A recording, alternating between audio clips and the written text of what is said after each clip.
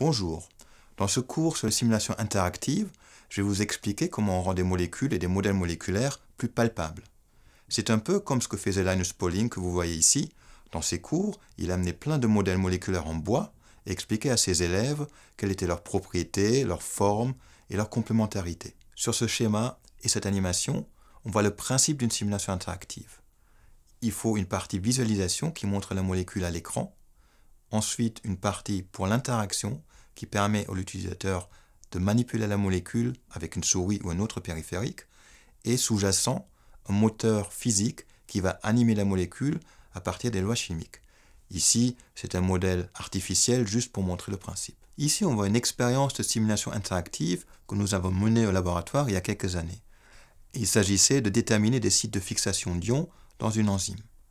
On voit sur l'image l'utilisateur qui interagit avec ce qu'on appelle un bras haptique pour déplacer l'ion dans l'enzyme. La vidéo montre également en action qu'est-ce qui se passe. L'avatar va être déplacé par l'utilisateur, accroche l'ion et le déplace dans la structure. La flèche indique ceci.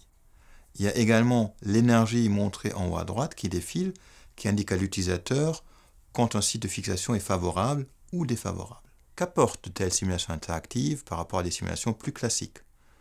D'une part, elles sont plus faciles et rapides à mettre en œuvre. Elles permettent à l'utilisateur d'interagir, d'intervenir directement sur ce qui se passe dans la simulation. Et elles donnent un retour immédiat, intuitif, du comportement du système étudié.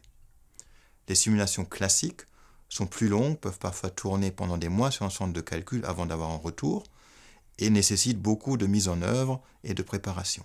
Ici, un deuxième exemple de simulation interactive. On y voit une protéine membranaire montrée en bleu qui va transporter une petite molécule dite sidérophore montrée en orange à travers la membrane, de haut en bas ici sur ce schéma.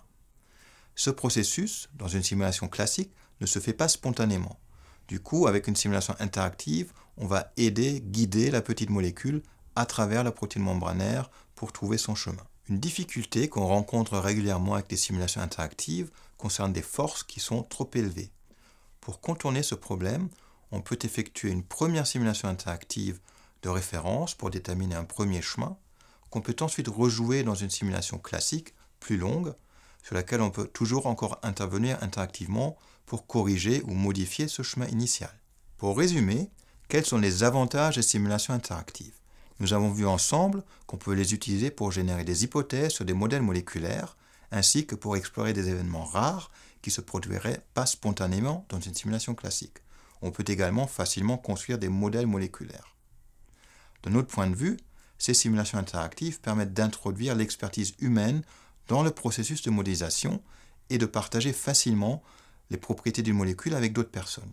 Ce sont des expériences faciles et rapides à mettre en œuvre. Pour aller plus loin dans l'exploration de ce sujet, vous trouverez à la fin de cette vidéo 3 références bibliographiques.